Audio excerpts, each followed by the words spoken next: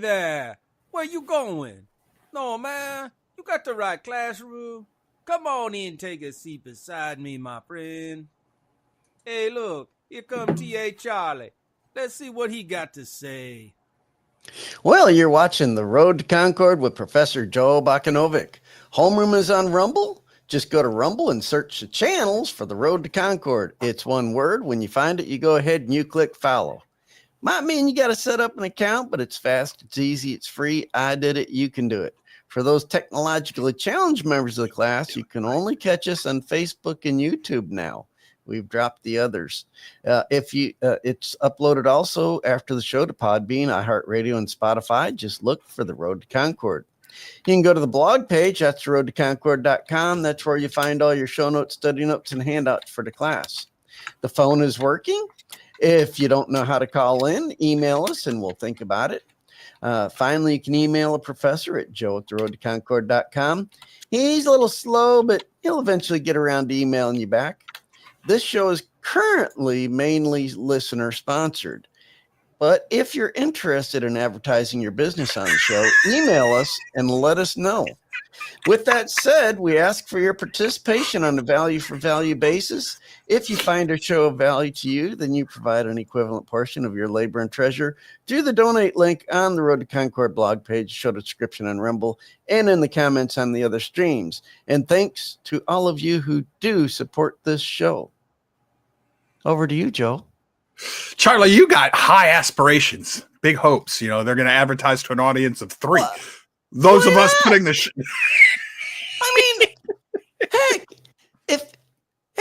advertising on here probably be cheap, at least when we first start. I mean, if we ever get picked up and doing well, then it might cost more money. But right now, hey, you know what? Advertising's cheap right now. So if you get in on the ground floor, you know, and you make a deal with us for like a year or something, you know, hey, you never know what's going to happen. So, you know how it goes with stocks and stuff, you know, like they do an IPO and, you know, it's a risk. You know, if you get in on the ground floor, sometimes you make a lot of money. So, you know. What, Natasha? I'm just saying that between Rick trying to sell advertisement and the little banner asking for donations, we look pretty dang desperate. We're not. All right. We're not desperate. I think I chose the wrong banner for this. To make the banner go away. Well, you know, we're making some changes around here. So you know. let's go over that. We're not desperate. We're not desperate. I told them that they have free hand to. That's good. I like it. All right, folks. No. Charlie and Natasha have been told that now that we're separating, we're separated. The two content of the shows, they have a little bit more free hand to be their goofy selves and do what they want to do. So none of that was directed by me. The professor just sits here and talks. They run things behind the scenes. But yes, I decided to dump Twitch. So far as I know, I've only really got one. We really only have one loyal listener on Twitch. The rest of what we end up with on Twitch is just trolls and people trying to spam us and everything. So we got rid of that. And I quit throwing the show to X because for the most part, nobody was watching it there. And the ones that were, it was just constant cleanup on what was going on there. On X, rather. X, Twitch, X. But anyhow, off with them. We're going to be Wednesday. We're going to be on the We Who Are Lost Rumble page and the We Who Are Lost YouTube page. We can't throw it to the Facebook page yet. Facebook keeps changing all its, you know, and now we have to have 100 followers. Now we got to be 60 days old and all this old stuff. So starting July 3rd, we'll be able to go to the Facebook page there as well for our We Who Are Lost broadcasts. But we will be on Rumble and we will be on YouTube. So you can watch us on those two platforms come Wednesday and Friday. The goal here is to actually, for the first time since I started this show, get serious about seeing if I can't actually do something of value, real value with the Road to Concord so that it can hopefully find a way to support We Who Are Lost, which is our true our true love and endeavor here. And we, I guess I can share this with you.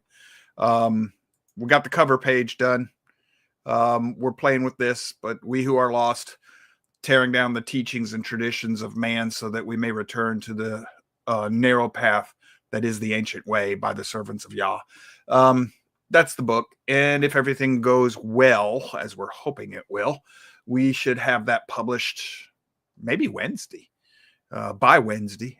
Takes 3 days once we hit the publish button. Takes 3 days to hit Amazon. So it should be available by Friday, and we'll be sending out the PDF version to everybody who donates to the show.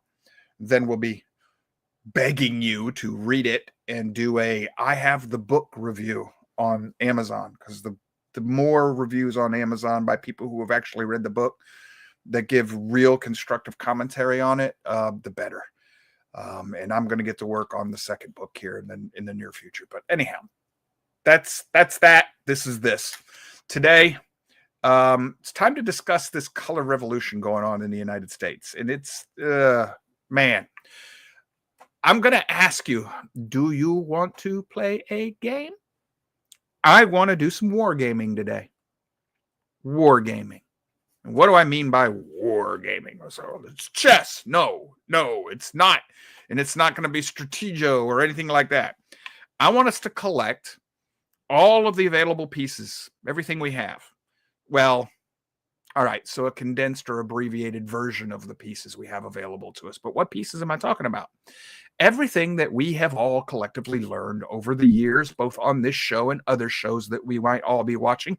You know, Rush and Glenn Beck and Sean Hannity or whoever, wherever, Crowder, whatever conservative shows you might be watching, and whatever books you read, and whether they're internet authors.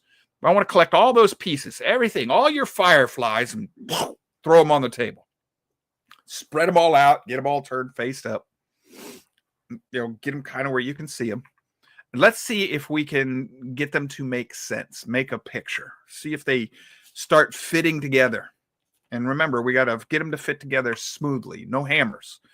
And we're going to remember some rules for this wargaming that we're going to be doing, putting these puzzle pieces together. We're looking at an inductive picture, an inductive war game. We're going to put these pieces together inductively. What's that mean? Circumstantial evidence.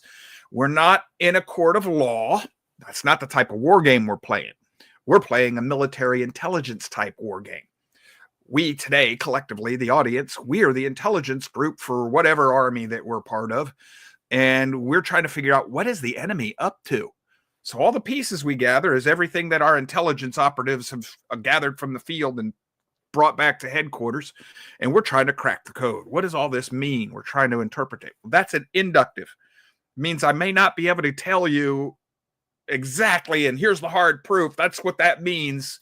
I may not be able to have, I might not have that. I might have to have little pieces that all point in that direction. I don't know if you were here for the show when we did velocity vectors, but that's kind of what we're talking about. So an inductive means we're going to build a picture of a wall with bricks. And we may not have every brick that goes in the wall. But when we start putting the pieces of the puzzle together, the wall will start taking shape. Where a deductive argument would be where you have a wall made out of stucco. No bricks. It's just one big, there it is. It stands or falls all on its own. Well, an inductive argument, circumstantial evidence, you might have an entirely nice, pretty wall of bricks, and somebody comes up and goes, this one, or falls. Well, the wall's still there. Okay. That's the beauty of an inductive argument. And that's what we're doing today. So we want to also look at the preponderance of evidence. Okay. What does the majority of what we're seeing, what's the most likely outcome? What does all these different pieces more than likely point to? If I were to fit them together in one cohesive, coherent picture, if they could fit that way, what's the conclusions that I can draw? What's most likely? What are the probabilities? Or if I see a piece of a puzzle, I don't know what it means. What's the probability it means one thing over another? We're also going to be looking for intersupporting connections within our puzzle pieces. Does this idea support this outcome? Oh, wait a minute. So do these three ideas, or these three pieces of the puzzle, these three pieces of intelligence. And all of a sudden it starts pointing in that direction. Yeah, people will call this conspiracy theory. Folks, that's all wargaming is. It's just without a conspiracy. And I'm talking to you literally about, this is the rudimentary, elementary way of how this is actually done in the real world. So we're going to be trying to put this together in a way that's going to make sense. There's another rule we have to remember. Honor the threat. If we find a piece of the puzzle where one of our enemies says, this is what I want to do, and this is how I intend to do it, we honor that threat. They may be lying. It may be deception. Remember, war is deception. Sun Tzu. That's what he wrote, Art of War. But it also might be the truth. People boast, man. All right. So, given all of that, what do we have so far in our world today? Well, wait a minute. Let me, that's not what I need. I need to put this up here. Yeah, there we go. Share the screen. Why? Well, I need you to see this one first. This is a book by H.G. Wells called The Open Conspiracy. Open Conspiracy? What the heck? Yeah, how they're going to take over the world. And for extra bonus points, who recognizes the picture in here? Oh, yeah, that's the Fabian Socialist stained glass window with the wolf in sheep's clothing, which comes directly from the Bible, where the Messiah said, sounds. John Quest says sounds. Do we have problems on the feed with anybody, or am I missing something? Anyhow, don't read the comments, Joe. You'll get things mixed up. This is the wolf in sheep's clothing. This is wolves are going to come into the flock to tear the flock apart. That's what the Fabian Socialists actually want to do, is tear things apart. So that's one piece of what we have in the past. What else do we have? Well, we got this one, The Road We Are Traveling, Stuart Chase. This is in 1914 through 1942. What are they going to do when the war ends? This is the inheritance of Woodrow freaking Wilson, who looked at America and said, well, I can't take the country over by revolution because the Americans won't revolt. So what am I going to do? Oh, I got to take over by little itty bitty pieces, progressive steps, incrementalism, Maximilian, this piece and this piece and this piece. Well, that's what this book by Stuart Chase is about. How are they going to do this? And that's exactly what the book is going to tell us. Then we got this one, Tragedy and Hope, written by Carroll Quigley. He is one of the quote unquote member of the Trilateralist Commission. This book was published in 1966. What's it about? It's about how they are going to take over globally. It's an American Trilateralist Council on Foreign Relations expose of American Fabian Socialists, or whatever name they go by. Deep staters, all of it. It's a blueprint for how they're going to take over the world. And folks, if you've read it, and you do have one of the members of your class here who has actually been struggling his way through this tome, and he has discovered exactly what I told you guys would discover. Holy crap! This guy told us what was going to happen in the future. It's almost like it's prophecy, but it isn't prophecy, because he's just doing, the people are just doing what they said they're going to do. So we're going to honor the threat. Yes, this all tells us that we know we've got a problem here. There's been people telling us they're going to take over the world. Now we have The Naked Communists by Cleon Skosen. And he published this about the same time, late 60s, early 70s. And this is about the communists within the United States and how they intend to take over this country. He exposed them, and it's been pretty much shown that, yeah, that's exactly what's been going on. And finally, we have this book that was published, I think, in 1980s, early 80s. This is None Dare Call It Treason 25 years later. This is the updated version where they go back and they show you, yes, Skosen was right. The commies, Woodrow Wilson and the progressives, None Dare Call It, well, not that, The Road We're Traveling, the Open Conspiracy, all of this documented, hard evidence that we can bring into a court of law if we wanted to. It's there. It's all there. So we have people telling us, boasting about what they're going to do. They all have the same goals. They just have different ideas for how they're going to get there. So when people tell you that, there's no such thing as a conspiracy, there's no conspiracy going on here, I wouldn't listen to them, because we're dealing with people who have told us that there's an open conspiracy. Here's what we want. Here's how we intend to do it. They've written books about it. They haven't really changed their goals. We could add Alinsky to this if we wanted to. We could add, Woodrow Wilson. We could add Cloward and Piven. We could add Obama. All of them have said the same thing. Machiavelli, that goes all the way back. He's an Italian philosopher about, Bill Clinton quoted Machiavelli, said that Machiavelli was one of his heroes. Machiavelli is the politics of chaos. So this boasting has been with us for hundreds of years, this goal, but in the last 100, 150 years, it's really caught fire. So when people tell you there's no conspiracy going on, that's exactly what the people who have wrote these books call it, a conspiracy to take over the world as it had been established under the Western civilization. They want to destroy Western civilization, and that's exactly what they call it. Remember what I told you, honor the threat. So if the people writing these books tell you it's a conspiracy, it's a freaking conspiracy. Full stop, period. Don't pass go, don't collect $200. And it's an open conspiracy. And they all want to overthrow this country especially, but the Western world as it had been founded over time. Now, I know that a lot of people who like just the politics, they don't like when we do this, but I'm sorry, this is still a Christian worldview show. What's the Western world all have in common? Christianity. Got a comment on the board from John Quest. We the freaking people, even with having the Bible in our founding documents. Yes. That's what they're actually after. They want to destroy Christianity. I know that's my conclusion. You might come up with something different, but these are the signs that we're dealing with. These are the things we're looking at. Now, there are also some patterns here, folks. There are patterns to how they do this. This mindset, this goal to rule the world, always wants a revolution. Woodrow Wilson invented progressivism because he knew that revolution wouldn't work in America. And he was right. It won't, as long as we have the American people still living here. We'll come back to that in a minute. So communist revolutionaries, violent revolutionaries, that's how, secular revolutionaries, that's how they push their ideology. They always want a massive chaotic revolt. They want chaos. They want to tear things down. This is what the 1960s was about. The summer of unrest or whatever.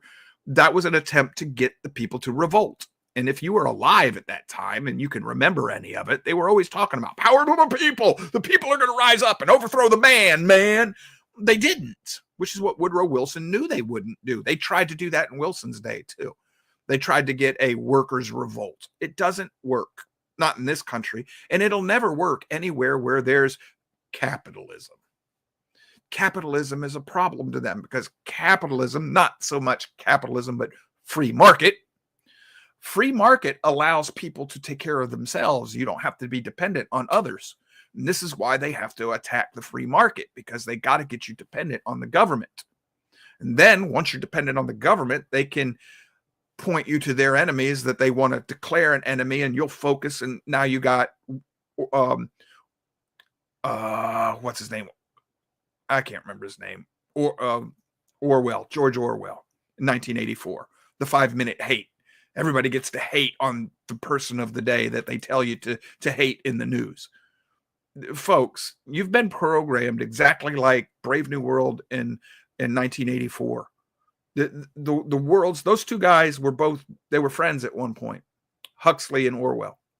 And they both saw how the world was going to be taken over and controlled differently. One through drugs and entertainment, the other through mind manipulation. MK Ultra versus Mockingbird. Well, they were smart enough to do both at the same time. Yes, sir.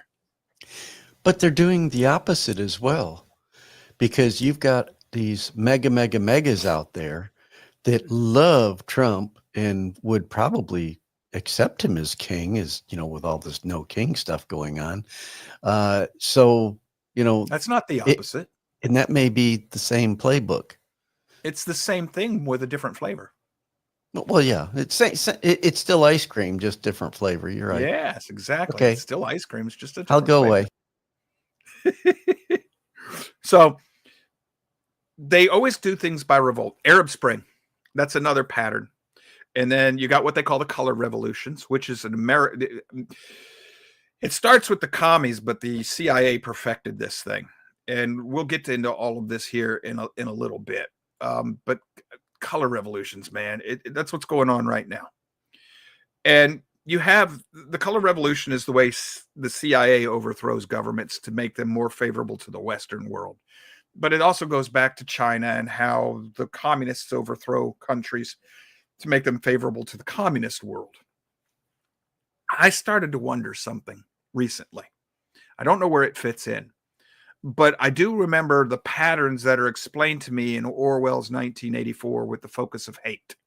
And I'm starting to wonder if George Soros and Bill Gates and Zuckerberg, et cetera, these names that we're all told to hate, freedom lovers are told to hate, starting to wonder if they're not actually CIA operatives.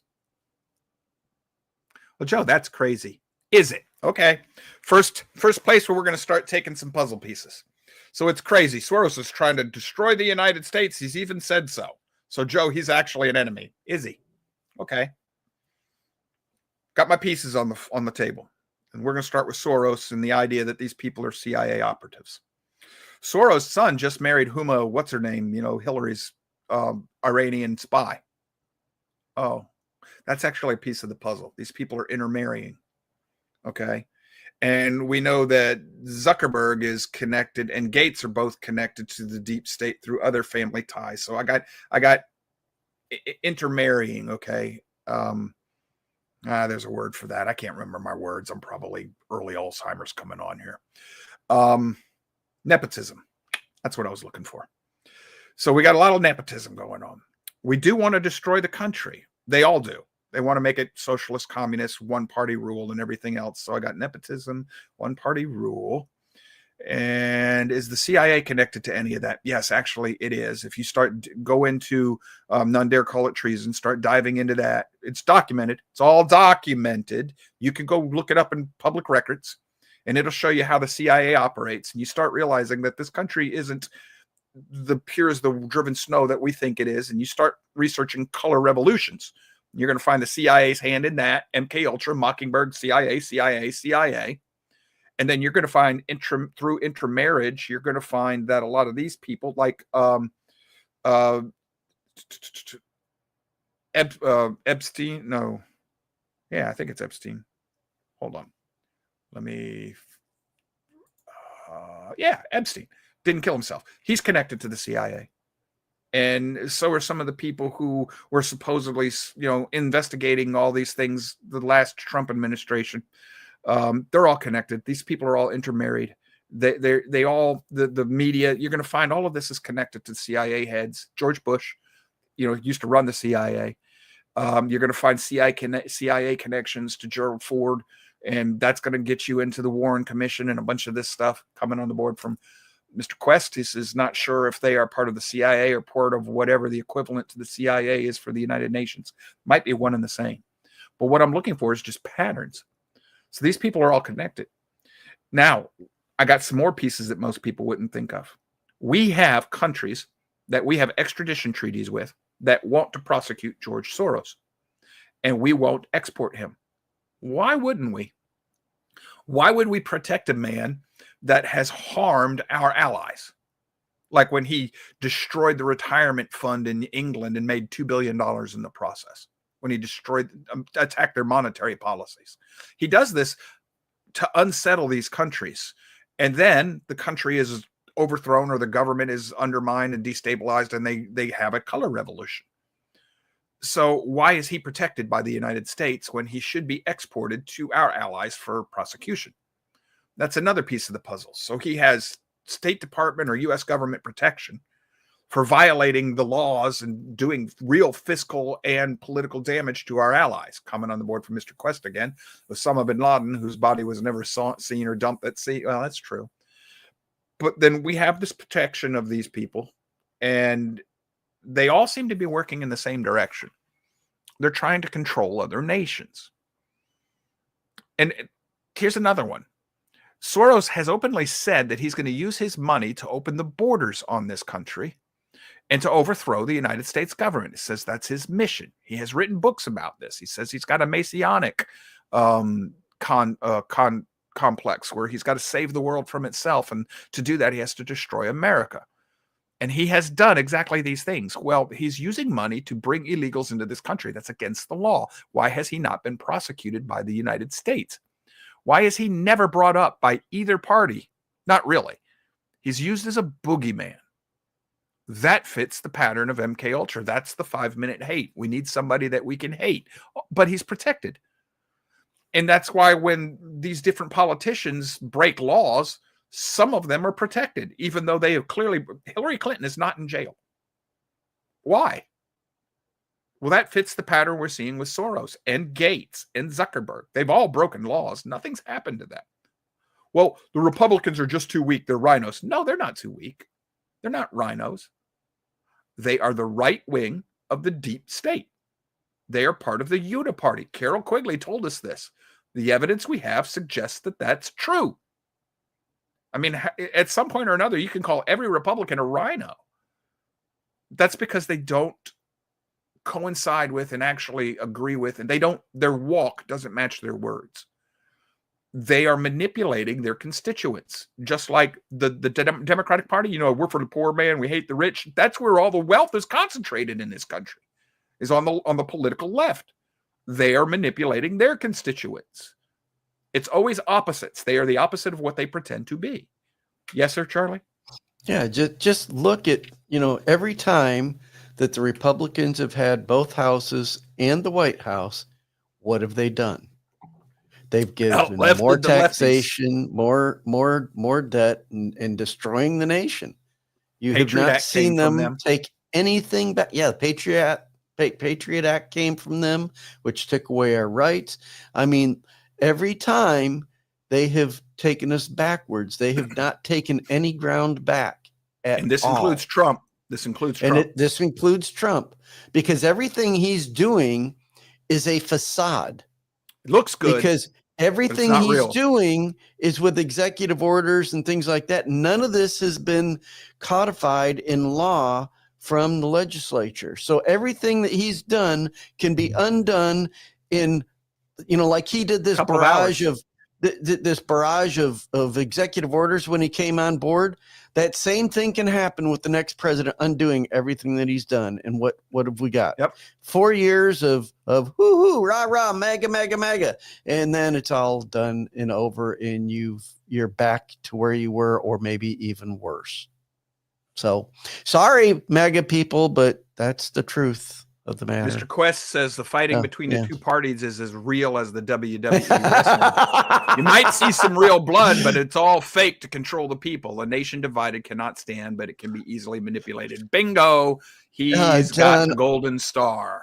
I had a grandmother, may her memory be blessed. She was this kind, loving lady, but she loved watching pro wrestling. And it was so fun to watch her with that and everything. All this is fake, but yeah, it was fun. But anyway. But you got people who will go to the mat swearing to God that this is real. Oh gosh, yes. You do have some people. And those people are the victim of MK Ultra. The Matrix is that's a movie that's telling you what's going on. So did they by live. The way, if you think that your football and your baseball and your other sports are, really competitive things, think again. Those things are controlled by the betting brokers. That's who controls who wins the Super Bowl and the World Series and, all that stuff. But never, we're talking conspiracies here. We're talking conspiracies here. None of this is true. We're just, stoking the fire here today. Yeah. Money and control. All right. This is the Blaze Media, and they've got it under opinion and analysis. It's not a riot. It's an invasion.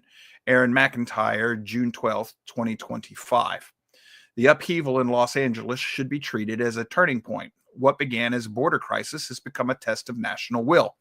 While Americans like to imagine the United States as a nation defined by the rule of law and civil discourse, riots have long been a regular feature of our political life. No, they became a feature in the 60s, not before then. This is with the rise of communists.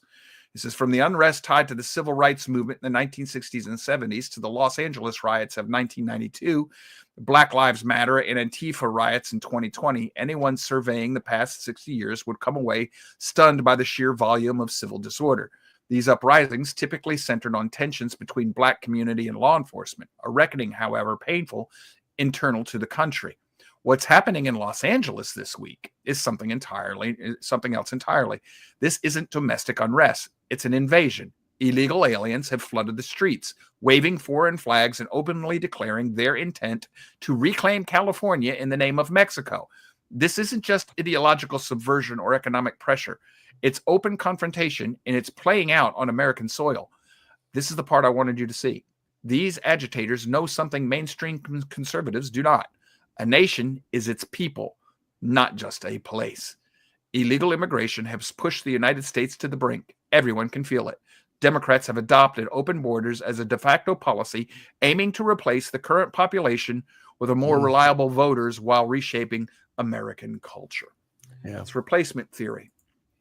It's real. It's real.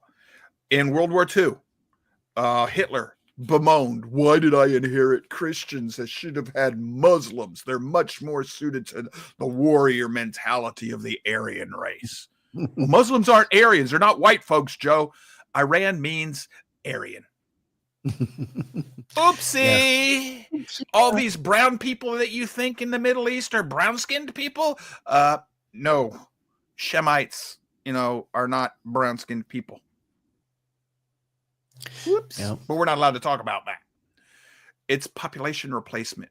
If you don't have the people you need so that you can control them, you have to replace the population. This is why democracy, exporting democracy, that's why it doesn't work. You can't export it into a people that does not have that background, that heritage.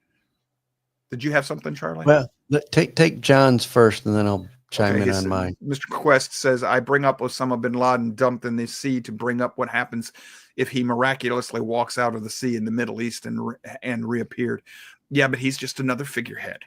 He's just another figurehead. The Mufti is going to be somebody other than Osama. But yes, I get you. But you were mentioning, that the riots and stuff didn't start until the 60s. And that's true, because prior to that, these political debates and discussions were fought in newspapers. Yes. They were fought in editorials and things like that, just like our founding fathers did. But also, if you had done that in the 40s, even the Democrats would have put you down with a gun. Well, yeah. Okay. And notice that the riot in the 60s, Nixon didn't send the National Guard out to shoot people, but LBJ did. Yeah. What? The Democrats shot people? Yeah, he did. On a college campus, no less. No, that was the sniper. No, it wasn't just the sniper. You need to revisit the 60s, folks. So they were violent, and it's been erased because the people who were in the streets doing the violence then are now running the country. Yeah, and it almost always, if you look deep into it, you'll find it's from the left and from the Democrats. Oh yeah, left on left violence is a pattern with them. We're looking for patterns. Yeah. It's patterns recognition. All right, now we got to go back and make some more. Got to get some more pieces together. All right, so we're going to start doing definitions. Y'all know we like definitions in this show. This is the American Dictionary of the English Language. This is the Webster's Dictionary 1828 online. What is an invasion? Now, I'm using the Founding Fathers' definitions on purpose. A hostile entrance into the possession of another. It does not require, it says particularly the entrance of a hostile army, but it does not require it to be an army. It just has to be a hostile entrance. I got to make a note so that I'll remember this in a few minutes. All right, we have this. We have a hostile entrance by two different people groups. Spanish-speaking Southern and Central Americans and Muslims.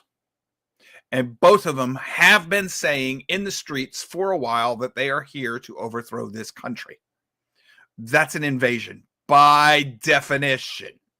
Now, do we have any pieces of the puzzle that suggests that this is actually the case? Gateway Pundit. La Reconquista, Mexican Senate president, floats a plan to annex part of the United States as illegal aliens continue to cause mayhem in LA. This is June 11th, 2025. So the Mexican government is planning to take a part of the United States, sovereign territory. So will it belong to them for? No, it didn't. No, it didn't. No, it didn't. You got to look into the history of that. They had it for like 25 years, and then they actually invited America to come back and take it. It belonged to Spain. Yes, sir. Isn't this? Could this not be looked at as a declaration of war? That's exactly what it is. Okay, now hold on a second. My MAGA friends, when Trump is talking about, and they're actually making plans, it looks like, for taking Greenland or whatever back, or not back, but seizing it from Denmark. Seizing it. That's the same thing. Just a different flavor. Different flavor, same ice cream. So it's okay when he does it. So it's okay when these guys do. Oh, but it gets worse. Yeah, sorry, Also, MAGA. Gateway Pundit. Mexico's president eggs on violent insurrectionists in Los Angeles and issues a threat against America. Because they want to take back Mexico, too. I think there's something about that, too, or part of Mexico. Yeah, well, not Mexico. I mean, Texas. Texas, yes. Well, good luck with that one. Good luck with that one, though, because this is the Mexican great Republic president. Of Texas. Be careful. This is the Mexican president saying that the rioters, which she's calling rioters, this is an invading army. She says that, first of all, she'll tell you they're not illegal. By definition, they're illegal unless they were sent by her or with her knowledge or with the knowledge of the Mexican government to execute political agendas. Then they're not illegal, but they're not under a uniform, which means they're not protected by international treaty, like the Treaty of Geneva Convention. They can be shot out of hand. They are not warranted to due process. But why am I putting this up here? At this point, if you are Mexican and you're here illegally, President Trump has every right in the freaking world to declare this an invasion and deal with it as an Alien Enemies Act. And you black-robed kings and queens, self-appointed, not elected, can go to Hades. But I thought Trump was the king. Heck of a powerful king when he needs permission from the black-robe oligarch just to do the duty that the Constitution places on him and him alone and not the judges. He needs permission from these judges in order to be a king. Well, folks, that's not a king. But here's the point. You're not reasoning with these people. Reason is not going to work. We're beyond reason. Reason is not our friend anymore, except within our own community. You need to reason with MAGA, MAGA, MAGA and tell them you are supporting part of the problem. It needs to be USA, USA, USA. And if you are not defending this country, whether your name is Donald Trump or Nancy Pelosi or Hillary Clinton or whatever, we're going to have to start dealing with you the way we did with King George. The Jefferson option is on the table, folks. But you have to do that through established governments. And right now, the only person I see on the entire playing field in the United States that might be able to do that is Ron DeSantis, coming on the board from JMW. Don't forget about the Chinese men that crossed the border. Yes, that's part of communism too. So what we have here, by the definition that the founders would have recognized, we have an invasion of this country. Is president? He's not president. He gave that authority over to the judges. Is Trump treating this as an invasion? No. If he was, the United States military, the Marines wouldn't be in LA with shields. They'd be in LA doing what they did in the movie the last time we were invaded by aliens. We'd be dealing with them the way Marines deal with them. We'd be making appointments, as my friend William likes to say. Appointments for you to meet with your maker. We'd be letting you keep appointments. We'd be acting as secretaries. But they're not doing that. They put the Marines in there in a job they are wholly unqualified to do. All for optics. Now, you think Trump is, just a second, Charlie, this is an important You're point. fine. You think Trump is all help, he's sending the Marines. He shows that he means business. No, you know what he's doing? He is putting the Marines in a position where sooner or later they are going to deal with these people the way Marines deal, because they are elite shock troops. They are troops trained to storm beaches. That's their mentality. They are not police forces. You're going to get an optics that's going to fit the left because Trump put the wrong troops in there to do this. That's intentional. He might not realize it. Trump might think, well, hey, I'm just making a good political statement. Everybody likes the Marine Corps. But whatever spirit's motivating him knows those Marines are going to kill somebody. That'll work in my favor. That's what I see. Yes, sir. That's why I'm wondering if all of this is political theater and he's just part of the system. Because if he were serious about this, he would have sent the Marines to the border and done and they could shoot there. They could. Posse comitatus does not apply in that circumstance because those are illegal aliens. He's in violation of posse comitatus right now. Because those are actually, part invaders. of the oath that we took in the military against all enemies, foreign and domestic. Once they cross that border illegally, they're a domestic threat to this nation, and we are free to take them out. And like you said, if they're coming in with the support of the Mexican government, then they are illegal combatants and they have no protections under LOAC or anything else. So it's free reign. Folks, please understand. I'm not Democrat. I'm not Republican. I'm not a libertarian. I'm not political on this show. Not in that sense. NPA, no party affiliation. Oh, we are a party affiliation. Truth. Well, yeah. Our party is Truth with a capital T. Truth. Can we start the Party of Yah or the Party of Truth or something? No, we don't need a Party of Yah. Of course, I don't think it would be very big. But it's the party our founding fathers rallied around. I don't believe in parties anyway. But because they're, but yeah. Let's see what the next definition is. War. A contest between nations or states carried on by force, either for defense or revenging insult and redressing wrongs, for the extension of commercial acquisition or of territory, or for obtaining and establishing the superiority and dominion of one over the other. We've got the definition of war. Because in one of the things that a Mexican president was threatening Americans with is, don't you do anything to my illegal citizens when they go to the soccer games in L.A., and don't you do anything about stopping them from sending their money to Mexico when they earn it, because they're just good, law-abiding people in America sent there to try and find a better living, and we need the 4% of our GDP that comes from the United States. That's what that's all about. She's threatening America because she's worried that Trump might put a tax on that money being sent back to Mexico from the United States to support their families in Mexico, and that's 4% of Mexico's GDP. If you think 4% won't make a big deal in a country, you're crazy. So they want the land back.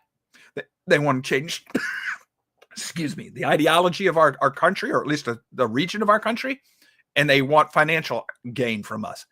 We are at war. We are at war by the definition that the United States founding fathers would have recognized. Has the Democratic Party and the Republican Party come together in Congress and called for an act of war to declare war against Mexico? Nope. Has Trump asked them to do so? Nope. Has anybody treated it as a war? Nope. What do I have there? At the very least, I have both parties across all fronts, the entire United States government, deep state and elected visibles, all together, all of it, in total denial of the actual conditions on the ground. According to the Constitution, we are at war. Gateway Hispanic says the protests are orchestrated attempts to destabilize the United States. We'll come to this video a little bit later, but it says here, the recent wave of protests sweeping across the various U.S. cities is anything but spontaneous. They are coordinated and well-funded, a coordinated and well-funded attempt to destabilize the country from within. From within. Radical facts are hijacking legitimate social concerns to push a destructive agenda, create street chaos, attacking institutions and sowing division amongst Americans. This playbook is familiar. It's been used by leftist movements around the world to delegitimize governments and erode democratic order whenever the political winds do not blow in their favor. In other words, they're throwing a political temper tantrum. Okay, so you have powers from within. Back to the Founding Fathers' definitions. Subversion, entire overthrow, an overthrow of the foundation, utter ruin, as a subversion of a government or state. Right there. We have powers within our own government that are trying to subvert the legitimacy of this government, of the Constitution, and even of our culture. Yep, we have subversion. Sedition. The sense of this word is the contrary of that which is naturally deducible from sedo or sedio, denoting a rising or raging rather than an appeasing. In other words, upheaval, chaos, rioting. But to set it really to throw down, to drive, and sedition may be setting a rushing together. A faction commotion of people, a tumultuous assembly of men rising up in opposition of the law for administration of justice. Okay. The law for administration of justice. It doesn't mean that the riots are trying to establish justice. This is a throwing down of, and a disturbance of the public peace. These riots are by definition sedition. So we have subversion and sedition. The definition of insurrection, arising against civil or political authority, the open and active opposition of a number of persons to the execution of law in a city or state. That's an insurrection. Okay, boys and girls. What started these riots? They are opposing the actual execution of the law in their cities and states. That is the definition of an insurrection. When Trump labels these people domestic enemies, foreign enemies here in our country, and the judges say you can't do that, the judges join the seditious act. They are no longer judges. They are enemy combatants. They are ununiformed, non-uniformed enemy combatants and should be treated as such. You don't get due process in this case. Now, let me explain to you why. Go ahead, Charlie. Yeah, well, I was just going to say, we've got people doing this even within our government. Has Trump put any of these people in jail yet? No, because Pam Bondi said it takes time to put airtight cases together. No, it doesn't. Yeah. I've got evidence that I got all the evidence I need to put half these people in jail on the video right now. Now there's one. I got the original video. It's legit. Guys in jail. Slam dunk case in a military tribunal. I may be getting ahead of the class here, but I hope you're going to do one more definition, the one for treason. Yeah, that's coming. Okay, good. Because this is all happening, and no one is being held accountable for any of this. We're watching the burning down and the demise of our country. That's what we're watching. Yep. All right. Let me see if I can add this to the stage, and we're going to play this video. All right, just the news. This is an unbelievable story. I got to give full credit to John Solomon for this story. Just the News is a news agency like BillO'Reilly.com, and it's independent. So they did some research to find out who pays for these kinds of demonstrations in Los Angeles, okay? Well, the main agency is the Coalition for Humane Immigrant Rights. Coalition for Humane Immigrant Rights. This is funded by far-left people like the George Soros Open Society Foundation. Pours a lot of money into it. And then these people organize the protests. But this isn't the worst part about this. The state of California finances another group, okay? And it is called the LA Rapid Response Network. It also finances the state of California, the Coalition for Humane Immigration Rights. So that's tax money going into this organization. So during a fiscal year ending June 30th, 2023, the Coalition for Humane Immigration received from the state of California $34 million. All right. Let me see if I can pull this down now. It gets worse. If you do the research on this, let me make that go down. What you're going to find is it's most of Soros. He's funded by NGOs. I always thought that he was using his own money. One of the things that Doge did for us, Dodge, whatever you want to call it, is it showed us that a lot of Soros's money that he's using to fund open borders and that these money that the politicians and all are using is coming from the United States government. You're being taxed at the state level and at the federal level to fund this attack on your country. Now, we just had this great, beautiful bill. Trump, the Republicans are going to stop PBS and NPR funding. Yeah, but they didn't stop the funding of the NGOs. They just authorized that. So they get an optic. See, they're implementing the Doge cuts. No, they're not. But that's how the titles read. The articles, stories were like, hey, they're implementing the Doge cuts. No, they didn't. No, they didn't. They stopped some funding for things that are going to have relatively minor consequences in the world. I mean, the left still has the media. They still control the media. But the Republicans, they're in charge of the House right now. And they nominally have a little bit of power in the Senate, and Trump can veto. But Trump wants his big, beautiful bill. He's got to have the power of the art of the deal. That's the optics. And the Republicans are, look, man, we pushed the bill through. That's the optics. We got the big, beautiful bill. And all that's going to do is put the money right back into the NGOs so that they continue to fund this. Do you remember when I told you that Glenn Beck was showing us, his people dug it up, Obama was using U.S. money to not only fund the importation of these illegals, he was putting law structure in place that protected them once they got here, which led to the trafficking of children in order to get the illegals into the country and under these laws that were written specifically to undermine the country. But he was using money to print pamphlets telling these people how to get all this done. And he was using U.S. tax money to fund their travel. That's why they show up here after months of traveling and hiking through the wilderness. They show up all fat and well-fed with expensive cell phones in their hands. Folks, I'm going to tell you, as somebody who's had to hump a couple, 50, 60 miles, that'll take 10 pounds off you just there in a couple of days. If you've come all the way from South America through those nasty parts of Central America and you get here, you ain't going to be all fat, dumb, and happy. You're going to be in really bad shape unless somebody's been supporting you along the way, which is exactly what's been going on. And primarily the funding is coming from the United States government, from within. The United States government is at war with the American people. That's by definition. And it's an economic war as well, because from what I understand from the big, beautiful bill, it's going to increase the deficit. They did not balance the budget. They did not, $1 trillion cause a surplus to come in or anything like that, which should have been done.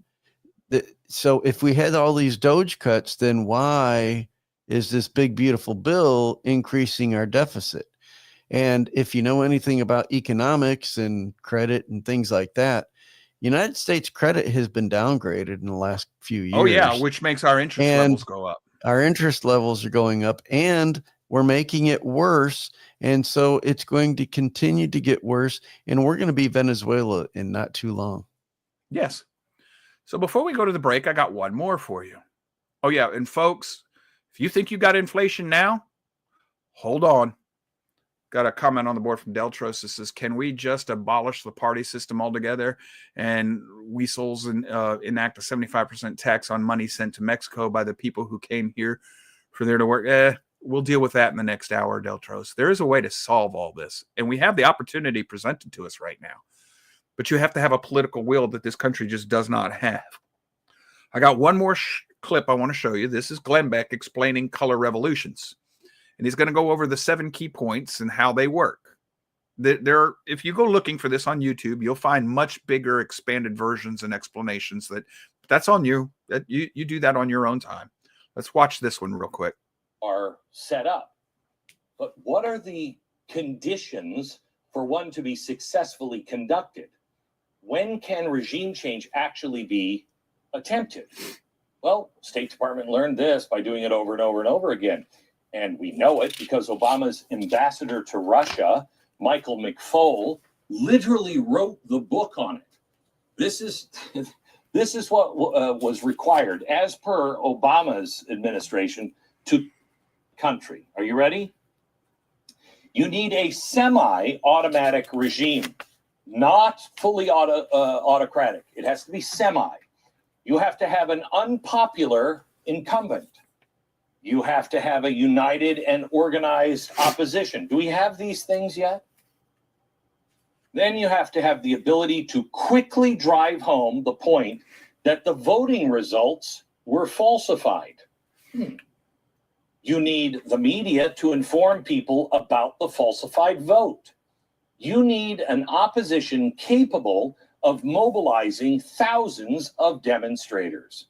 And then you need divisions among the regimes, coercive forces like the military or the police. Sounds like we have all of those, doesn't it? See, folks, they're using this against us. They're attacking this country, and they're doing it to overthrow the country on purpose. There's nothing new under the sun. We still got people trying to destroy the nation as it was founded. And in the process, they're taking out everybody else along the way. Canada's gone. The United Kingdom is gone. I've got friends in Australia. It's not far behind Canada. New Zealand's already got trouble. You got one English-speaking, nominally Christian nation left in the world. And you have one nominally Jewish nation left in the world.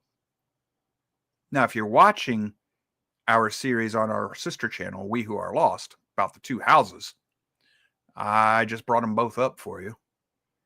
We are the house of Israel. Judah is the house of Israel in the Middle East, the nation of Israel. That's Judah, the southern kingdom, the other sister. This is scripturally explainable. But I'm trying to put it together, what we would think of as secularly. You can't. Why? You're making make sense, Joe. No, I'm not. Sociologist to me is going to tell you cannot do this over this many generations this consistently. Humanity won't allow it. Our human nature does not allow for any of this. You have a controlling they. This is one of the biggest complaints. Who's they, Joe? Who's the they? And you can give them names of people all you want, and they'll just dismiss them because they don't really want proof anyhow. They don't want physical proof. But who the heck's the they? You're not going to really find a they. There is no central coordinating individual in the world that's coordinating all of this. But if you're going to look at this spiritually, well, I can tell you exactly who's coordinating this. Prince of the air, prince of this world, spirit of the age, as Steve Dace calls it. He understands. His people understand. But we've lost our spiritual eyes. So try to explain all this to me in a consistent, in a logical, consistent, coherent pattern, using nothing but secular reasoning, and I'll pick you apart all day long. I'll agree with you that it's happening, but I'll tell you all day long that it's not going to work. Your explanation is going to have so many holes in it. I can bring the whole. Well, Joe, you just said it's a block wall. You can't knock all my blocks out. Yeah, I can, because I can take out your foundation stone. Human nature. Everything else you just built fell because I took the foundation out from under it. And yes, you can do that to an inductive argument if you take out its primary precept, the one thing that it's predicated on. So far, we're putting pieces together that if I built it on a foundation of this is all man's effort, well then, yeah, this is all conspiracy nonsense. If I build it on this is a spiritual war, now you got a different argument. Now you're going to say, well, yeah, that spirituality stuff, that's nonsense too. Is it? You're going to have a hard time proving that. Well, you can't prove it, Joe. Exactly. And you can't disprove it, which means you can't take the foundation out from under it. You can just ignore the argument, but you can't destroy it. All you've got available to you is just irrational rejection. And that's what it is, irrational. What we have going on here is a form of asymmetrical warfare. That's where a weaker opponent knows that they're weaker, but they have to fight in a way that is going to be effective, either politically, militarily, fiscally, somehow or another. It actually gains ground. It's real effect with lesser assets, lesser material, political assets and power. You've got an asymmetrical war going on. That's what Woodrow Wilson's plan to take over the world was, or take over this country. It was an asymmetrical war. And he told us, we've covered that, his blueprints of how to do this.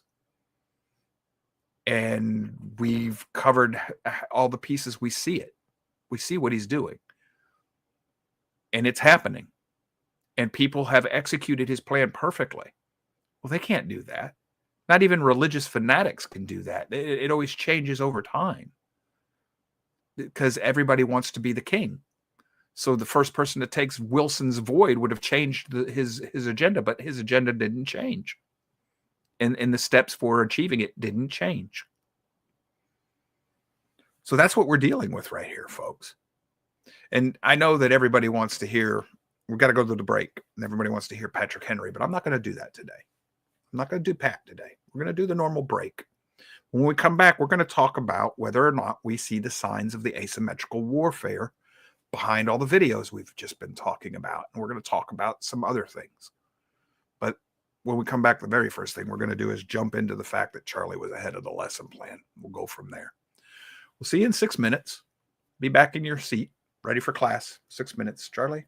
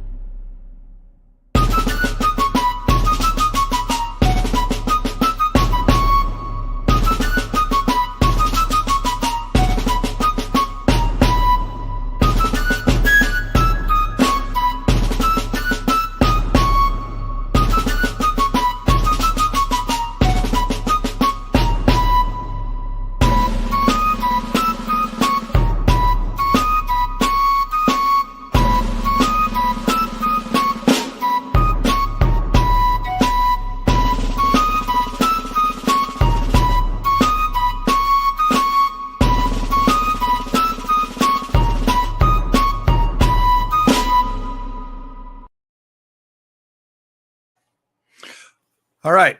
Well, that was pretty quick. So we were talking about asymmetrical warfare, but before we get going, Charlie had brought this up. He wanted to see if we were going to do this definition. This is the definition of treason, according to the founding fathers. It says treason is the highest crime of a civil nature of which a man can be guilty. Its signification is different in different countries. Its definition. In general, it is the offense of attempting to overthrow the government of the state to which the offender owes allegiance, or of betraying the state into the hands of a foreign power. Down here in the United States, treason is confined to the actual levying a war against the United States. Well, we already have a war against this country. We've looked at the founder's own definition. We meet the conditions of a war, and our government is waging it. But look at the next part. Or in adhering to the enemies, giving them aid and comfort. Our government has given aid and comfort to the illegals, who by their own definitions, their own proclamations, are here to overthrow the country, take back parts of the nation, blah, blah, blah, blah, blah. We've given aid and comfort to the Chinese, who are in openly declared opposition to the United States, given aid and comfort to the Muslims, who have said that their goal is to fly the Islamic flag over the Capitol building. And we have given aid and comfort to communists, who have said that their goal is to fly the communist flag over the entire world. Our government is guilty of treason. The whole thing, lock, stock, and barrel. Now, before we go any further, I want you to look at something. This is Cornell Law School. Cornell Law School. But these are U.S. codes. I want to open this one up. Treason. Whoever, owing allegiance to the United States, levies war against them or adheres to their enemies, which they are all doing that now, even Trump, giving them aid and comfort within the United States, Anybody giving tax dollars to illegal aliens is guilty of this, or elsewhere is guilty of treason and shall suffer death, or shall be imprisoned not less than 5 years and fined under this title, but not less than $10,000, and shall be incapable of holding any office under the United States. That's treason, misprision, rebellion, or insurrection. These are the laws, folks. These are current laws. U.S. Code 18 U.S. Code 2383, rebellion or insurrection. Whoever incites, sets on foot, assists, or engages in any rebellion or insurrection against the authority of the United States or the laws thereof, or stop. That's all we need to do. That's all we need to do. We've already read the founder's definition of insurrection. If you are impeding the lawful execution of the laws, the proper execution of the laws of the United States or the federal laws or state laws, if you're impeding those laws or calling anybody else to impede those laws, you're guilty of insurrection. All of those Democrat elected representatives who were telling the rioters to egging them on to stop ICE, guilty. Done. They should be in jail. Just full stop. You don't need anything else. Why are they not in cuffs? We've got some of these people, not only were they cuffed and arrested, you say, look, we're arresting this one Democrat representative. She's in jail for pushing somebody or whatever. They let her out. They didn't even arraign her. The judge suspended it and gave her bail to even travel overseas. In other words, he gave her the opportunity to flee. That judge just gave aid and comfort to an insurrectionist. He's no longer a judge. Seditious conspiracy. 18 Code 2384 sedition. If two or more persons in any state or territory or in any place subject to the jurisdiction of the United States conspire to overthrow, put down, or destroy by force the government of the United States, or to levy war against them, or to oppose by force the authority thereof, or by force to prevent, hinder, or delay the execution of any law of the United States, or by force to seize, take, or possess any property of the United States, contrary to the authority thereof, they shall each be fined, blah, blah, blah. They're guilty of conspiracy to commit sedition. Oh, we could put a whole lot of people in jail over that one right now. Advocating the overthrow of the U.S. government. whoever knowingly or willfully advocates, abets, advises, or teaches the duty, necessity, desirability, or propriety of overthrowing or destroying the United States, the government of the United States, or the government of any state, territory, district, or possession thereof, or the government of any political subversion therein, by force or violence, or by the assassination of any officer or any such government, or blah, blah, blah, blah, blah, blah. 8647. That's exactly what this is. That's advocating the overthrow of the United States government. Should be in jail for that. Say, well, Joe, we can't do that. This is free speech stuff. No. Free speech is just that speech, but when you're advocating action, you're no longer protected by that. And there's something else. This is going to be very, well, I don't know that I even want to do this one, but we'll see. Let me put this up here for you. That's the left knows that this is all legal. They know that the illegals are illegal. The immigration's illegal and that it's legal to get rid of them. They know that. Let me show you. There was nobody screaming or caterwauling anywhere in the courts when Obama said this. If you're a criminal, you'll be deported. If you plan to enter the U.S. illegally, your chances of getting caught and sent back just went up. The actions I'm taking are not only lawful, they're the kinds of actions taken by every single Republican president and every single Democratic president for the past half century. If you're a criminal, you'll be deported. Well, I'll get rid of that. The point is, it was legal up until the time that Trump started doing it. Now, all of a sudden, the judges say it's illegal. What that means is the judges have aligned themselves, are giving aid and comfort to this seditious, subversive, insurrectionist war on the United States. They're guilty of treason. Why are they still? Why is Trump not? He's got everything he needs to put them under. If you think MAGA, if you think Trump is your savior, you've put your faith and trust in Cheeto Jesus, and he ain't Jesus. And he ain't going to help you. He ain't going to save you. He's not going to save this country. Were I president right now, I'd do something that would probably get me assassinated because I know the Constitution tells me I can do it. I need Congress to declare an act of war. I do not need anything to declare the country in an active state of revolt, of rebellion. I would declare us to be in an open state of rebellion. And this answers Deltros's question. I would say that the Uniparty is guilty of treason. I would round them up and I would try them under military tribunal as ununiformed combatants, unlawful ununiformed combatants against the rightful government, the American people. There'd be, but that's exactly why people won't do it. We no longer have the will to remove evil from amongst us. We justify it, we rationalize it, we excuse it, we tolerate it. We're not the people that founded this nation, not by a long shot, as a nation. And the people leading us are exactly who we deserve. A corrupt people will get corrupt leadership. And I've told you before, I voted for Trump on the off chance that he was what he appears to be. And I don't see that now. Have you all noticed? Did you hear? Trump said that he's going to get rid of the illegals, but he told his people, he told ICE, don't go after the illegals in the restaurants and hotels. That's a two-tier justice system. Why would I not do that? Oh, well, I might hurt a part of the economy. Oh, there we go. The Democrats told us that the Republicans only care about big government. I mean, big corporations, rather. Well, there's an indirect sign that they're right. My enemy will tell me the truth about myself. Well, that's just the left and the right going. That's the fascists and the communists going at each other. They're both left wing, but they're just two different wings of that bird. Comment on the board from Mr. Quest. He says, whenever a member of the left does a shooting cough like Minnesota, it's quickly gets covered up by both parties or our government instead of exposed because it's no longer fits the narrative. Correct. But worse than that, I had a woman on Facebook yesterday tell me he's a registered Republican. This was a Republican did that.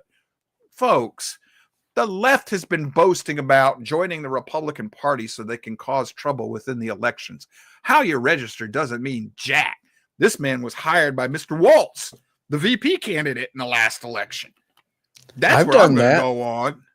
Yeah, I know. I've changed my party affiliation so I could vote in the primary in Florida because we have closed primaries. Well, I've done that before.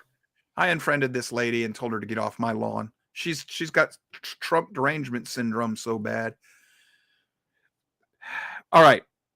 So asymmetrical warfare. One of the things, and I don't have this video queued up, but I've shared it with you before. Mark Lloyd, FCC communication director under communication czar. Trump's the king, but the left always likes to use things like czar, royal court language for the king of Russia.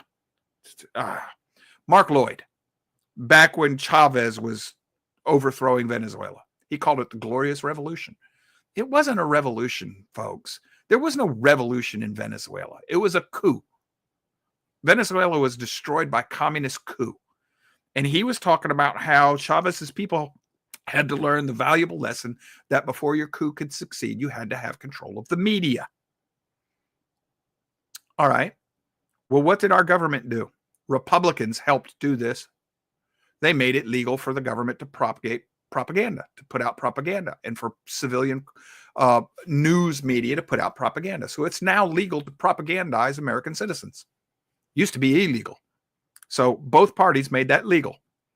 And now both parties are pushing laws to stop, quote unquote, misinformation, where misinformation is defined as anything that goes against the narrative of the state. You see, you and I have a different idea of what misinformation is, falsehoods. But the problem with that is that's actually protected by the First Amendment. This is what happens when you accept, well, it's common sense gun control. Once you start down the slippery slope, you have let the camel's nose in under the tent, and the rest of the camel is coming in with it. So once you start letting tyranny into the tent, tyranny will follow. Okay? So that's where we're at. Now they're going to try to silence us, and they have been. The government has been censoring free voices. That's part of what you have to have if you're going to overthrow the country. You also need to understand the ideology of the people, of the culture.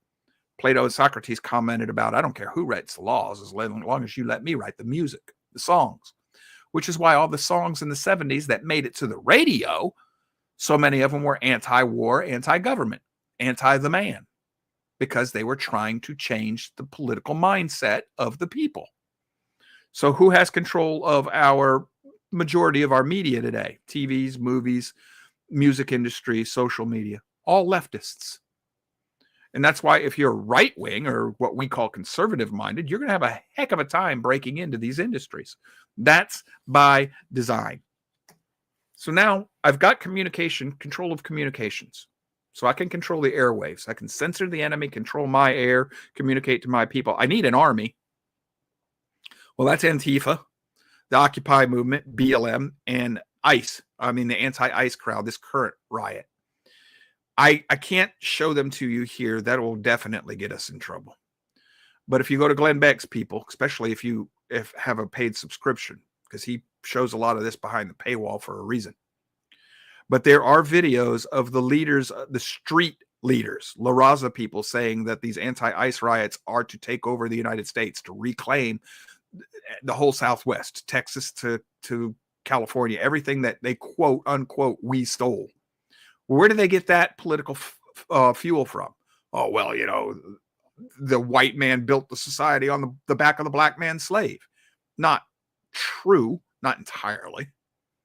Not the way it's being advocated, but that's the same idea. Well, if you stole it from the Indians, then you stole it from Mexico, and you're just a bunch of, it's to vilify white people. It's racism. It's a form of racism. Okay, I got that. I'm not allowed to discuss that stuff. But that's what it is. It can't be racist, Joe. Colored people can't be wrong. Especially since, the Spanish, not the Mexicans, the Spanish who originally owned all that land, they're white. No, they aren't, Joe. They're brown. They're white. You better go look into that. They're white. By the definition of white, they're Caucasians. So, the race issue's been so muddled in this country, you can't have a rational conversation about that, but it gives them fuel for claiming that that land belongs to them, even though Mexico only owned it for like 25 years of the history of when Spaniards came here and claimed it, and they had it for 50, 60, 70 years, then 25 years in Mexico. We've had it for 177. So, whatever. But then if you go into BLM in Antifa, like Mr. Nguyen did, or New, or whatever, there was a guy infiltrated it behind a mask, a reporter. When they found out who he was, they beat him almost to death. He was in the hospital ICU for a long time, but he wrote his book. They were advocating the overthrow of the United States. The Occupy wanted to overthrow the system. This is the army. This is the asymmetrical army. And then sometimes Antifa and BLM, they wear a uniform. And that's all that's required under the Geneva Convention is an armband. But they dress up. They wear black. They wear multicolored armbands to tell them which division they're in. They're in a uniform. They're in a uniform. They're coordinated. They're supplied. They're funded. They're organized. And they all say that they want to overthrow the country. That's an army. That's an invading. That's not a riot. That's not civil unrest because somebody's denying them their rights. That's not what that is.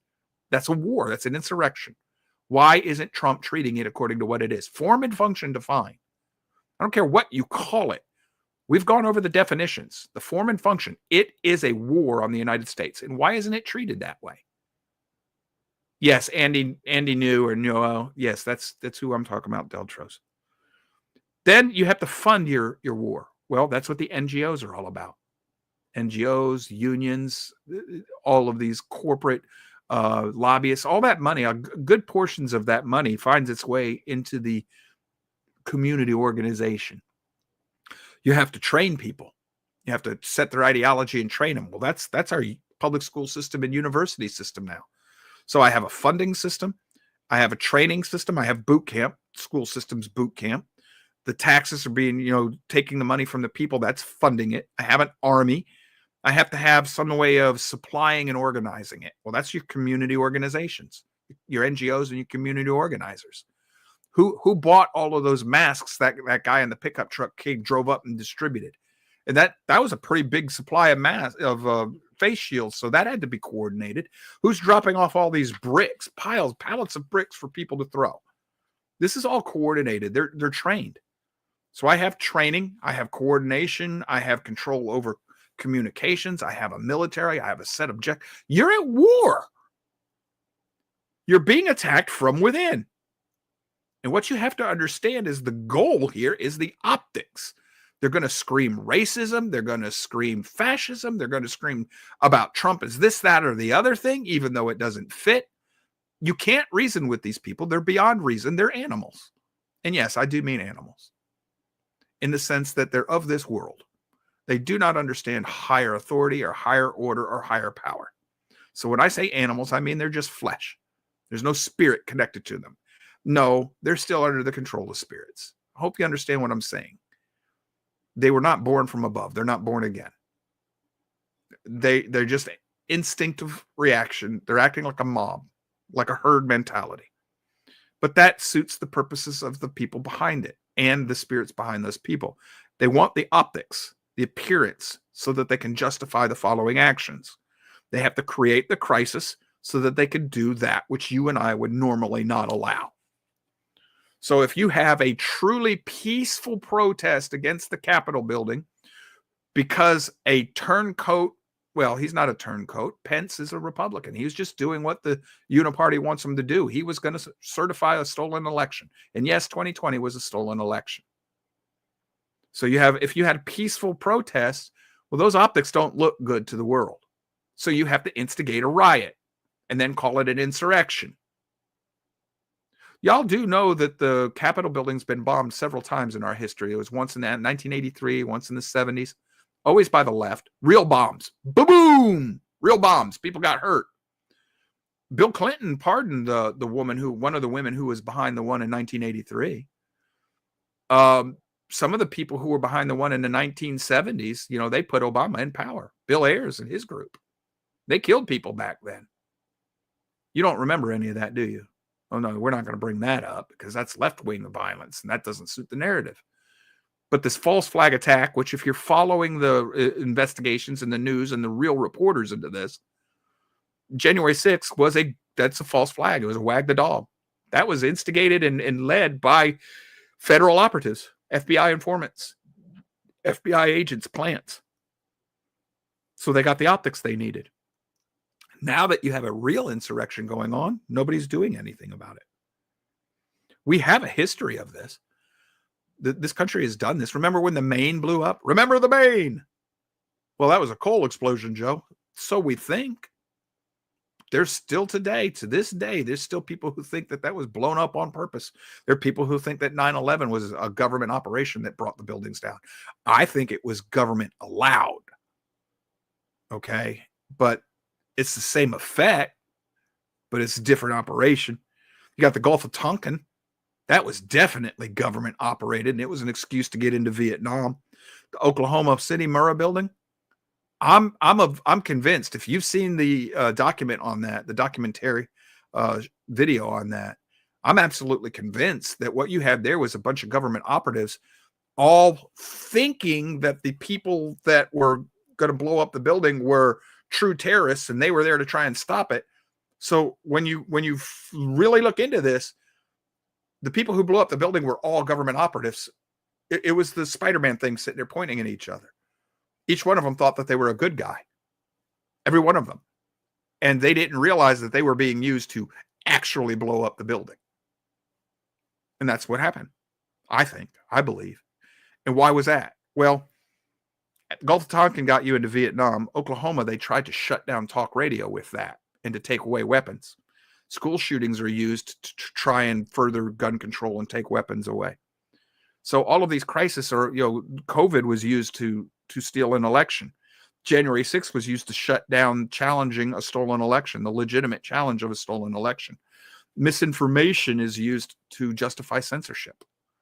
All of this stuff is used to justify the taking of rights and privileges. Now, that's where we should really be. True civil protest should be going on, is because the government's taking away our legitimate rights, our natural rights. That's what's going on. Now you got these judges that are supporting this takeover, that are furthering and giving aid and comfort to these attacks. You have a dual judicial system in this country. Remember during BLM and Antifa, these people were being arrested and let out without bail. Were they ever prosecuted? I don't think so. Why? Soros-funded DAs, which means more than likely taxpayer-funded DAs, people who are there to subvert the system. Well, when you have a system that is being subverted from within like this, you cannot use the laws to fight it, because the people charged with executing the laws are part of the subversion. Which makes me think that we're all but dead. And it also explains why any real attempt to defund this stuff meets with such violent opposition from both parties. You're also going to have to do something about that. One article that we read from The Blaze is true. It's the people, not necessarily the land. It's the people. So you have to have new voters, and people who are going to have a different ethos. I need to have people who are used to being ruled over, that don't really support democracy, and vote for whoever gives them bread, circuses. So you import a lot of poor people who don't have much of an education, and you use them to supplant the native population. And this is why these illegal immigrants are bused to red states to turn them purple. This is all social engineering. This is a part of a concerted, planned, orchestrated, well-financed operation that's taken place over generations. Well, man can't do that. It doesn't work that way. Now, that's the communist takeover of this country.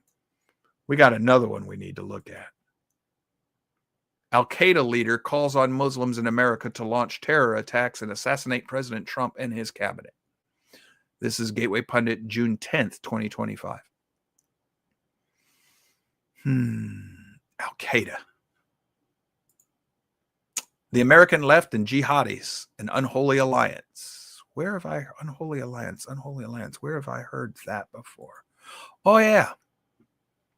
The Unholy Alliance, Radical Islam and the American Left by David Horowitz, published 2004. Folks, we are in big trouble in this country because the Uniparty has aligned itself with Islam. The communists we can maybe deal with. You are not going to put Islam down. Islam is a whole different creature. And it's got a long history, longer history than communism. Islam has killed, if communism's killed maybe 200 million people, Islam's killed maybe 2 billion people. It's bloodier. They're both in this country right now seeking our destruction. And our treasonous government, what we call the deep state, but it's the whole government system, is in bed with them, giving them aid and comfort. They're aligned with them. You're not going to survive this. We're not going to survive this as a nation. I know, pessimistic. Yeah. Not really. I'm being optimistic. So, well, Joe, how can you be optimistic if you're saying we're not going to survive? Well, now that we know what's coming, let's get ready for it, huh? Quest says, Mr. Quest says, supposedly sleeper cells have been activated. I wouldn't doubt that for a minute. Wouldn't doubt that at all. I've read especially Islam. What's going on with Iran and stuff right now. Yes. Yeah. I have read Islam's prophecies. They're end times prophecies.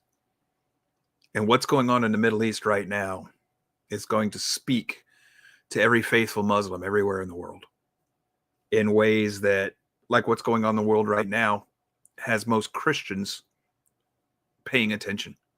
You know, they think they see the end times. And I agree with them, but they're looking for something different than I am. The average Christian is looking for the mirror opposite of what Islam is looking for. Well, if Islam worships a false god and their good guy is the Christian bad guy in the end time story, but it's the same story, just opposite ends of that story, and they worship a false god, and that false god gave them that prophecy, then what prophecy is the Christian worshiping? Following. Say, well, it was God's prophecy, Joe. It's just Satan flipped it around and gave it to No, I don't think so. I think they both have a hold of something misunderstood, but that's for a Wednesday show. What I'm looking at is you cannot fight what's going on in this country right now as a law and order, as a legal problem. You can't fight the cartels as a legal problem. These are military or not at all. But our nation won't do that. We don't have the political fortitude to do it because of two things. One, the country's been taken over by people who want this chaos. But even if we were able to put true statesmen and patriots into office, they still wouldn't treat this as a military thing because this nation does not have the stomach for that. What do you mean, Joe?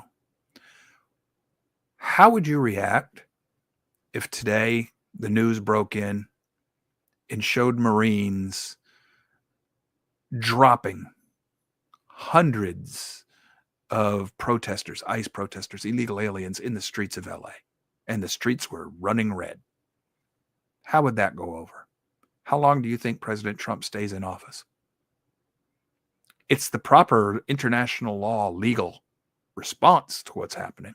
It is the proper response if you want to survive as a nation. But given modern technology and media where you can't control the narrative, worse, given the fact that that's what the forces aligned against us want to happen, they want those optics. Hands are tied, right? Can't do anything about it. Not the government's fault. It's our fault.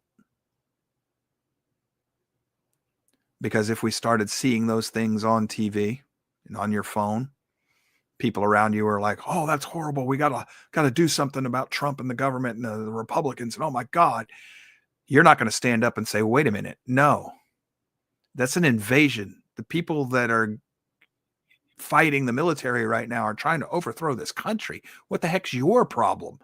You're siding with the enemy. You're a traitor. We won't face down people in our daily lives. We won't stand up to them. We're afraid of being ostracized or looked at funny, or we're more worried about physical, real, material world ramifications. We no longer have shame and honor. That's been removed.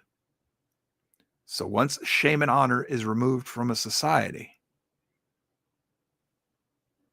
the founding fathers said that the reason that you need to have religion in a free society is the idea of eternal judgment puts a brake on your actions.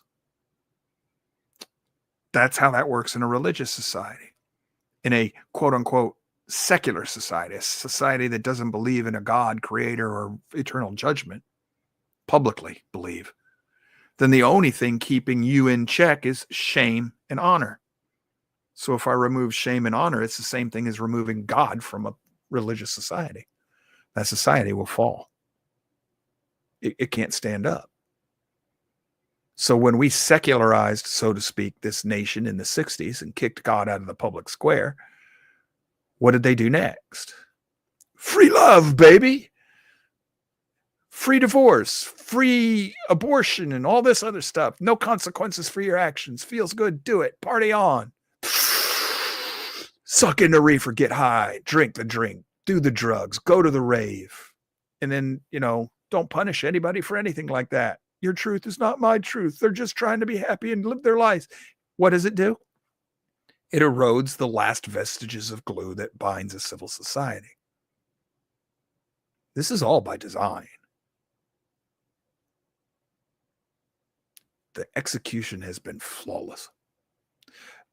If you're looking at it from the material world, you'll think, you're an idiot, Joe. It's not been flawless. If I look at it from the macro, 50,000, 100,000 foot view, it has been flawless. It doesn't have to function perfectly the way it was designed each and every time. It's just got to chip away at the foundation stones and glue that hold this free Western world together.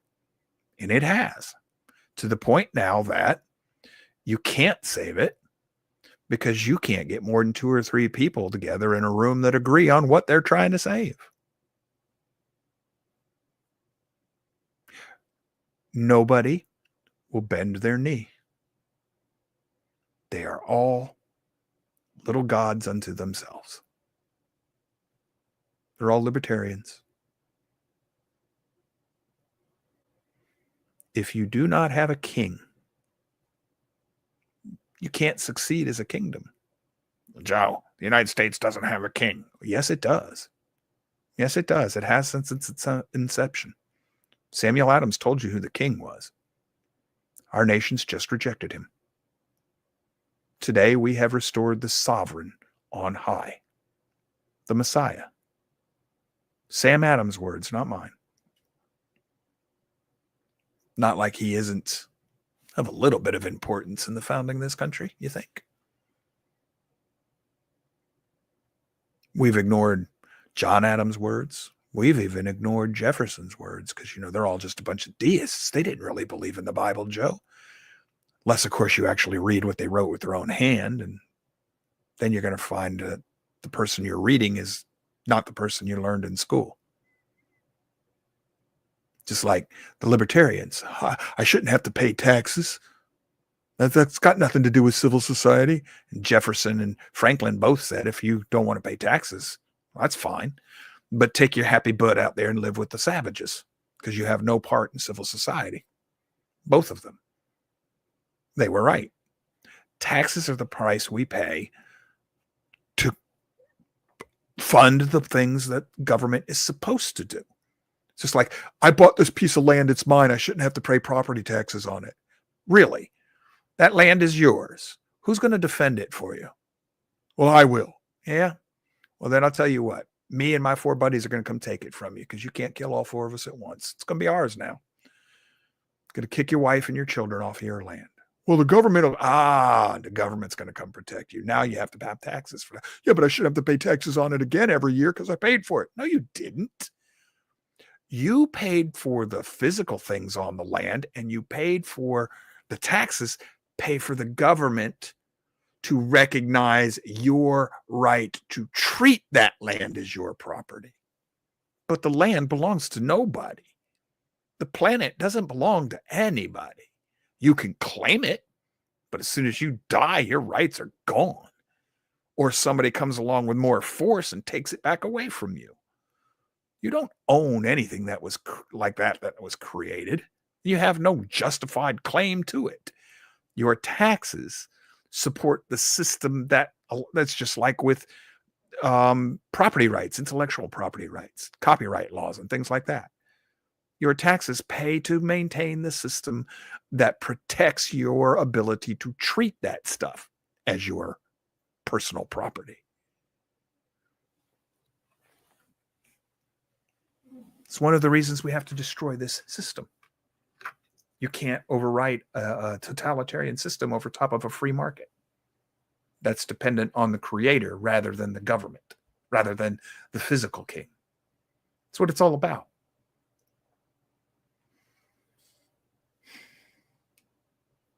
Anyhow, we put all our pieces on the table and we looked at it. When I do it, I see a war, an intentional, purposeful war that has a goal. The goal is to destroy this nation as it was founded, to destroy the principles upon which this nation was founded. Free market, the God of the Bible, nation of laws, same system of justice for everybody, equal treatment before the law, but allowing you to be different according to your talents and your ambitions. That's got to be destroyed. I see that. I see an army in these illegals. I see in the community organizers, the rabble rousers that are brought against us. I see organization and training and funding and supply system. I see intelligence networks. I see the media for communication networks. I see a military system in a different format. I see an asymmetrical guerrilla war, a fifth column within the country. And I see that it's been going on for decades, generations, with a smooth transition from generation to generation, like the power system never fluctuated.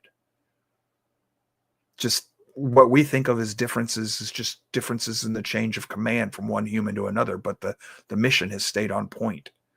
The methods of execution have stayed on point. So when I look at this from 100,000 foot, I recognize what I'm seeing. The military man in me sees this just clear as day.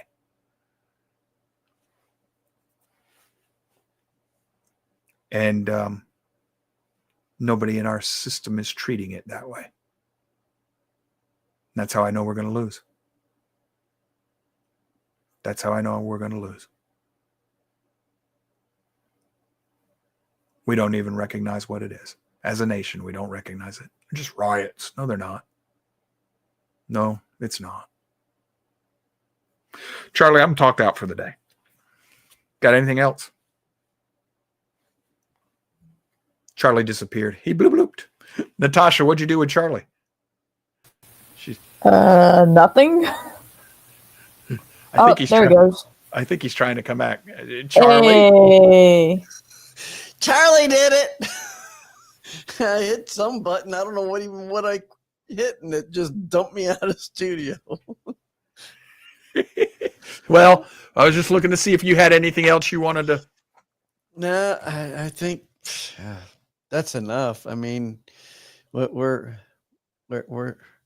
the Walking Dead. We're a zombie.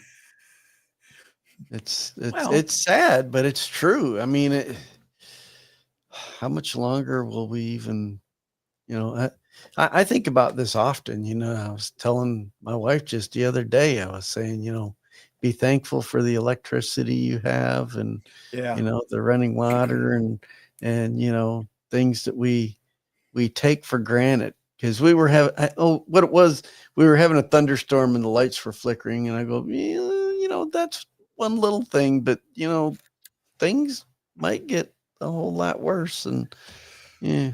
Look at the last section of Mr. Quest's comment. He says, we have generation after generation who no longer study history, nor is capable of thinking multiple steps ahead. What were we talking about before the show? Yeah. Mr. Quest, we were talking about how we don't attention span. Yeah. 5-second attention span. Well, yeah, it's probably 5 seconds now. You're right. The reason that they can't do that, Mr. Quest, is because nobody knows how to stay focused on anything for any length of time. They're not trained to do that. They're trained on the opposite. They're the opposite. Trained. That's trained to do the multiple choice exams in school just to to make sure they're properly indoctrinated. It is horrible. I mean, I've got a grandson that's homeschooled, and he took this standardized test recently, and he's in 2nd grade. Okay, according to their thing. He's reading at 6th grade level. His math is like 4th grade level. I mean, it's ridiculous. He probably has an attention span. And we, I recently heard just locally in our school district here in our county that 50% of the 3-year-olds, or that 3rd graders, that's what I'm trying to say. 3rd graders are illiterate. They can't read. It's not enough money. I'm like, the colonists used to be able to teach you how to read with no money and nothing more than maybe, if you were lucky, a chalk tablet or something in a one-room schoolhouse. They were my dad went to a one-room schoolhouse, and I'll tell you, I had to give him props because he could do math in his head so quickly. He would beat me with a calculator. I mean, he was, and I'm like, dang, I can't do that. I was not taught to do that. And, we've lost so much of this stuff. And it used to be our founding fathers. You know what textbook they used? The Bible. The Bible. And we've taken that out of the schools. And, that's a big wrong as well, I believe. If nothing else, what the Bible did, if nothing else, is it gave everybody a common culture, a common consciousness. Yes. We don't have that. We celebrate diversity. Folks, what you're celebrating is balkanization, dividing of your own house. You're the idea of the melting chaos. pot, right? The idea of the melting pot was to give us all a common ethos, a common cultural sense of right and wrong, and a common connection across all of our different states and different cultural regions and things like that. And it unified us. It made us a nation. They've destroyed that as well. Yeah, because we have no cultural cohesion. Yeah, because what they're encouraging now is, hey, I'm a Mexican American, or I'm an African American, or I'm a whatever. Back in the day, you were an American. Now, with that Teddy Roosevelt said there's no such thing as a hyphenated American. Right. We do bring different cultures with us. And that's the beauty of it, is that melting pot. You're able to share your cultural traditions with other people, and we've absorbed some of those and things like that. But that's different than what they're trying to do. They're trying to keep everything separate. Here's another sign that you're under an invasion. These people are not coming to become part of America because they will not give up their language. They will not give up the flag of their country. They will not give up their culture and their system. Right. That's an invasion. They're here to replace you. That's an invasion. Because back in the day, I mean, well, William is a good example. We know William. He came from East Germany. He came to the United States, and his relative, I forget who it was that raised him when he came over here, who was left, but they would not allow him to speak German in the home because they were perpetuating that you're an American now, you will speak English and things like that. That's what is the difference. That was the same story for my father's people when they came over from Poland. Right. His family, they wanted to speak English and become Americans quickly. Right. And they were proud of that. Right. So, yeah. All right, folks, we'll call this one a wrap for the day. Remember, Wednesday, we're going to be on the We Who Are Lost on Rumble, and we'll be We Who Are Lost on YouTube. We can't get to Facebook yet. It'll be beginning of July, rather, when we can do that. So the only two places you'll find us Wednesday are We Who Are Lost on Rumble and YouTube. Before the end of today, I will have those links up on the Road to Concord's Facebook and blog pages. So I'll put those up, and then we will have the We Who Are Lost blog page up before Wednesday as well. I don't know if it'll go up today or later, but it'll go up, and it'll be cross-linked on the Road to Concord. The two, they're sister channels, they're sister blog pages, but they are separated for a reason. So that's where we'll be. And so Wednesday we'll be on We Who Are Lost on Rumble, but we will be on the Road to Concord on Facebook until the 3rd of July or 4th. If we do a show on the 4th of July, that's when we'll be out of jail, because we have to have our site up for 60 days to be able to live stream. We've got our 100. Thank you for everybody's support in getting there. But that's the way it is. So we just got to wait until we can live stream there. So, but we will be on the YouTube We Who Are Lost channel as well. Yeah. Once we get through this switch over, we're never going to do this to you again unless we get big enough that it's Please mandated. not. Yes. Yeah. Yes. We won't do this to you again. But this is necessary for some reasons that, we can do some different things here than what we can do on We Who Are Lost. So this will give us more flexibility. So we appreciate everybody that's joined us today. We love each and every one of you. We hope that we are able to at least edify you in some way, educate you, teach you something. One of my goals here is to try and, covertly teach you how to think in different ways. For some of you, I've heard back from you. It seems to be working. Just showing you a different way to put things together, make you aware of different things, teach you. This is an educational channel. With a Christian worldview. So hopefully that benefits you. If you like what we're doing, please share it with whoever. We'll just whoever you send here, send them the link directly. Ask them to watch the show. Give it a little time. I am an acquired taste. That much I know. Takes a while to realize that I'm a recovering narcissist, not a full-blown current self-loving narcissist. It's a past thing, but you'll still see and feel the residuals of the damage I did to myself. It peaks out from time to time. So just warn people about it. Other than that, hopefully the show is actually, the juice around here is worth the squeeze. And we highly encourage you to study some of this stuff on your own time, rather than watching corporate news or corporate media or whatever. Turn off the yuck and the entertainment TV and just watch something that educates you in the process. There are a lot of people out there teaching this stuff in a more entertaining way than I am. Find some that you trust. Just test them. Don't trust them blindly. We will see those of you who join us Wednesday on Wednesday. Until then, we'll be back on the air with the Road to Concord on next Monday. So we'll see you then, once a week for now, until things change. Until then, everybody, y'all stay safe. Take care. Bye-bye.